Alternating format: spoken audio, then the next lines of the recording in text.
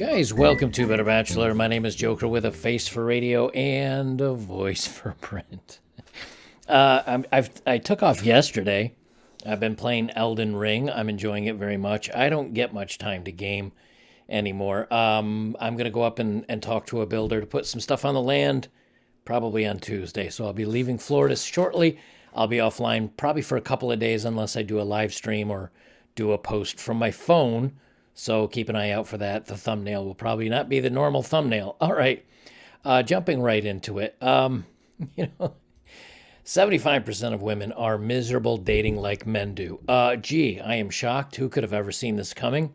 Except every men's channel, where we tell women, look, you're just chasing the top 10 or 20 percenters, and the rest of the guys they're waiting, they're available, and they're being ignored. And now women are finding they're getting dumped or they're not getting the man of their dreams. Before we jump right into that, a couple of threads that just blew me away. NPR, National Public Radio here in the United States, put out a thread that says Russia's attack on Ukraine means there's a stressful news cycle ahead of us. The reality of conflict is always a shock to the system. Here is 5 ways to cope. So apparently we're so soft as people and or Americans, but just people in general, that some stressing news might be on Twitter. So here's how to cope with hearing about other people having a hard time in life. When that's where we are, we're in soft times. And this other one from Washington Post, across social media, posts are flying up faster than most fact checkers and moderators can handle.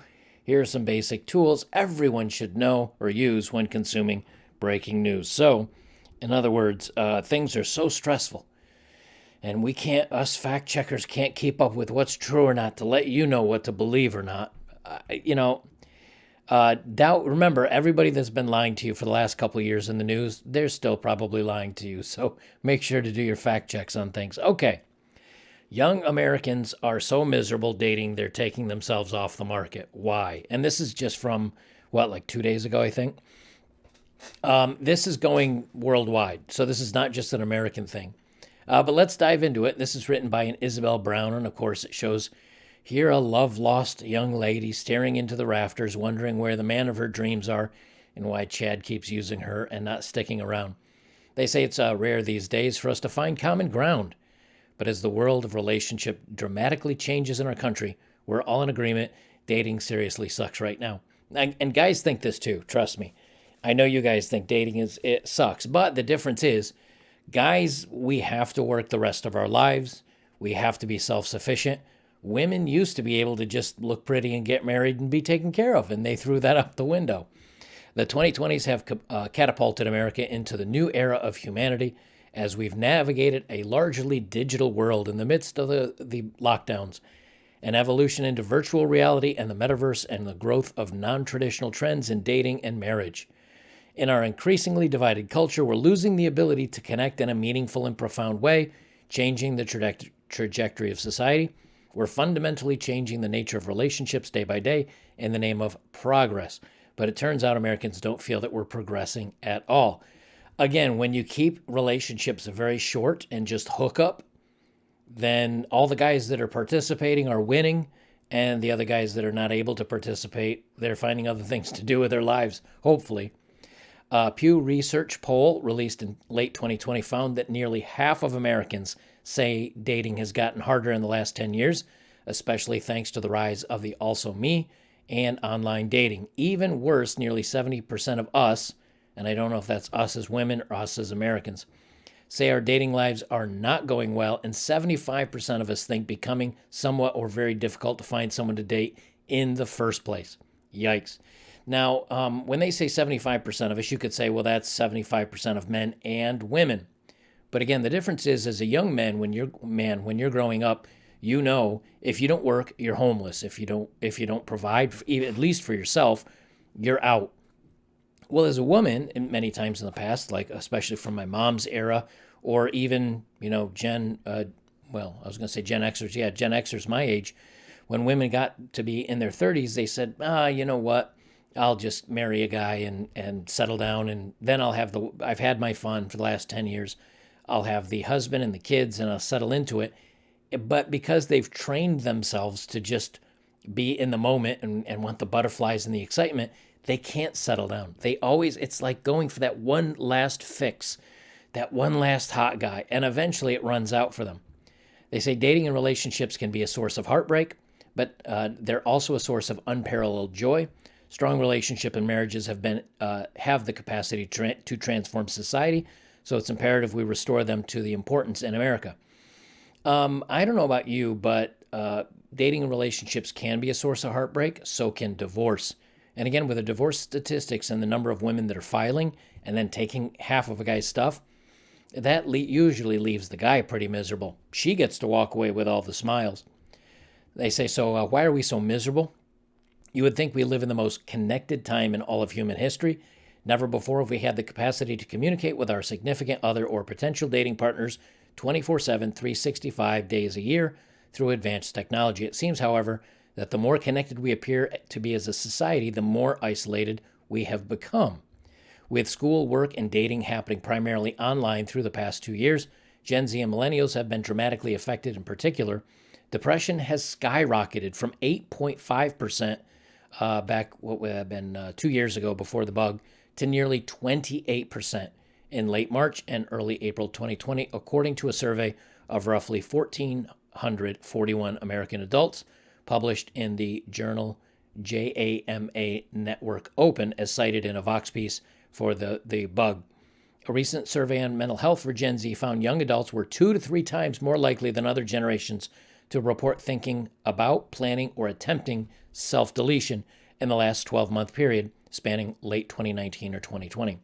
What I find so interesting about this is, many people my age, we grew up in the era where you had to meet people and talk to them and get to know them and face-to-face it, and then you had to have some skill and some game to hook up. Now with the dating apps, where so many, in Facebook and social media, where everybody's meeting, and I've talked about this multiple times, but again, I like doing these statistics because it shows what I'm talking about is on base. Young men are not getting chosen, or they're getting chosen at an exceptionally high rate. So a lot of men are getting hookup, or a few men are getting lots of hookups, and a lot of men are getting nothing. That's miserable for a lot of men. So instead, they better their lives, they look for other things to do, they find hobbies, etc. But for the women, a lot of that few percentage of guys will happily hook up with them, sleep with them. They don't have to take them out on dates. They just simply hit it and quit it. And now women are finding this out that, hey, you know what? Being like a guy, this isn't working so good. They say we swap marriage for hookup culture, dinner dates with FaceTime, and commitment with the casual. Though there are many factors impacting mental health in America, it's easy to see how the rise of dating apps and online dating plays a part. We've replaced meaningful long-term relationships with a visual marketplace of swiping left and right to determine our purely sexual attraction to somebody. We've swapped marriage with hookup culture, dinner dates with FaceTime, and commitment with the casual. While we crave human interaction and intentional love, we're settling for a simulated version of what we deserve. The era of political correctness and cancel culture dictating society sure isn't helping either. The previously mentioned Pew Research poll on dating satisfaction has found that people are unsure how to behave on dates in the 2020s, especially thanks to the Also Me movement. I've talked about this multiple times. They did a survey on college campus. A lot of guys are now afraid to talk to women because they'll say, oh, this is harassing me. They're afraid to wink at them, to call them, to text them. The only place guys feel comfortable now is doing it anonymously on a dating app because the women have made it clear their intentions are to date, thus the dating app.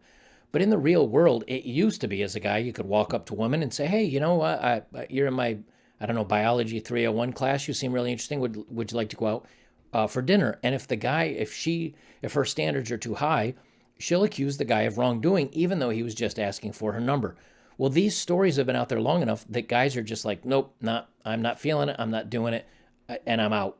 And so now all that's left are the apps, and women can't help themselves. And I have a video that I'm going to actually talk about this. I'll bring that forward here.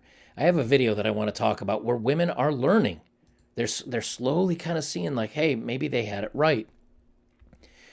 They say men no longer know how to be masculine, which is true. But again, this is at the push of Hollywood, social media, schools, education, If you look at what their men are taught, that they're just being a man is bad, the patriarchy, and that everything else that goes along with it. So it's not the men's fault that they're not masculine. They don't know how because they're not taught how, and by those men that would teach them how, well, they're told that's problematic. They say women don't know what to expect from them, and anything could theoretically be deemed as offensive. So we stopped trying in the first place. No wonder we're miserable. That's I guess on the men's part. They say marriage is becoming a thing of the past. In the midst of our misery, we've seen perhaps our most important cultural institution start to disappear, marriage. Me personally, I'm okay with this. Until they change the laws, I'm okay with marriage going completely gone. And I just did a video a couple days ago talking about the statistics. But they say they discovered in 2018 our nation marriage rates in our nation dropped to a historic low. It's the lowest since 1867, the first year federal government began recording rates in the first place. Again, I think this is a win. Women are choosing men solely either on A, their looks and their sexuality, so they sleep with them, or B, their income and their stability, and so they try to marry them. But it's not the same guy. And guys are seeing this and they say, you know what? I'm either going to take advantage of the fun or I'm not going to become just a provider after she has given her best years to somebody else. Rather than to get married, young adults are choosing instead to date in perpetuity, forgetting that the purpose of dating is to determine whether or not someone will be a good long-term partner in marriage. Dating has become the end goal instead of the interview for the job. As a result, our culture has embraced a half-in, half-out attitude towards relationships rather than truly committing themselves to finding their significant other. Again, I still put this firmly on the way society's pushed everything and the way that women are acting. Again, why would a guy settle for either A, girl that puts it out to everybody and who's easy, or B, a woman that only wants to use him for his resources? It used to be that a guy would commit to a woman, he'd get her youngest, best years, her prettiest years, her childbearing years, and she would get his success, his looks, his everything. And then once they decided to have a family, they stayed together and they grew up. And then as she aged, yes, way back in the day, he might bail on her to go get a younger something after the kids were grown. But they penalized that by the golden parachute, by the divorce laws changing. Well, now women can leave men and they get all the cash and prizes. And when men leave, women get all the cash and prizes. So the penalty now is 100% against men. And until we find an even ground, men just shouldn't date. They shouldn't get married. They say non-traditional dating is on the rise. With the institution of marriage on the decline, our culture has made way for a new era of dating with a whole new set of values. With sex viewed more casually, more and more Americans are watching spicy movies. In fact, 28,258 people have their eyes on these movies every second, and 1 in 5 mobile searches on the internet are for spicy movies. For teenagers, the impact of the industry is even more profound. The average age of exposure to these movies for men is just 12 years old, and 57% of teens search for these type of movies at least once per month. Again, it's available. When young guys have such a large amount of movies to watch, it stunts them from having to go out and actually meet a woman. Yeah, they'd like to know what it really feels like, but in the same token, maybe they've experienced that and realized, with all the headaches and everything else going on, it's not really me worth jumping through a bunch of hoops. When during my age, we didn't have that stuff on the internet. You really couldn't go down to Blockbuster and rent a movie like that. So the best you had was pictures in a magazine or getting a girlfriend. And so most guys got their licenses when they could, got jobs when they could, and went out and dated. But back then, a 5 or a 6 guy could date a 5 or a 6 girl, unlike the way it is today. So, things are changing here to where, again, because we have so many choices available to us, instead of just the girls that go maybe to your school or the women in your neighborhood or whatever, guys can choose from 30, 40, 50 miles away, and women can do the same, and they are. They say, let's see, culture and lifestyle leaders push for an end to intentional monogamous relationships and usher in poly as the glamorous alternative to tradition, encouraging the next generation to date multiple people at once. TikTok feeds are filled with videos making this the norm, and thruples, which is 3 people, win legal battles to have their name all included on birth certificates. Think this is a tiny minority? Think again. 1 in 9 Americans say they've already been in a relationship with multiple people, and 1 in 6 say they'd like to try one. This is why I say traditional dating is becoming the exception and not the norm. And so guys that would like a traditional relationship, it's fallen apart. And again, this might be the really good-looking, successful guy having 2 or 3 girlfriends, and they realize I'd rather share a winner than have a loser or an average guy all to myself. And then there's the average guys or losers that are like, well, I'll share her with 3 other like guys with me because she's kind of a loser, but at least I'm getting some action. They say the future of dating, you'd think the push for this anarchy and all these other things I just mentioned would make Americans feel empowered to do just whatever they'd like, liberated from the chains of relationship norms from generations past. Instead, though, young adults are looking around at the state of affairs in our country and deciding to not even put themselves out there to begin with. In fact, half of all single Americans and a majority of single women aren't in the dating market at all. And notice they say the majority of single women. So most women are out there and they've said, you know what, I'm getting tired of either A, not being chosen by the awesome guy that, I want because I never settle for less, or the men that they would traditionally date that would be along their same scale as far as attraction, they don't even look at. They're invisible. So now they're just forever alone. They go on a little bit further, but no need for me to get into that. Let me play this video. This is from a channel called Modern Women Archives. Thank you to the member on Locals that posted this, and I wanted to give them credit for this video. They don't have how many subs they have publicly here, but this has 10,000 views, and I appreciate it because I will not crawl through TikTok for this kind of stuff. For some reason, you know what? Let me save this for another time because I forget that with this setup, you can't hear audio. I've tried to fiddle with it. You can't hear audio. Let me just bookmark that and save that for another time. We'll get back to that. But what she basically says, her and this other gal further on in the video known here, as a teenager. What they say is they're like, oh, you know what? If I had known when I was younger that the hookup culture was not going to work for me, I wouldn't have done it. Well, if you watch channels like mine, we've been talking about it for years. The first woman on here was like, hey, you know what? All my male friends said they're good guys and they can't find girls. And here I am in the meantime going out and chasing after Chad and all these bad boys that are tall and attractive, and they just use me and dump me. And then she says, hey, I started dating one of the kind of my guy friends that are the nice guys, and he's awesome. Like, he's a video game player and he's kind of nerdy, but we have fun and he treats me well. And what do you know? Everything comes around. So until they get this squared away, until women start realizing like what exactly is going on, I think they're punishing themselves.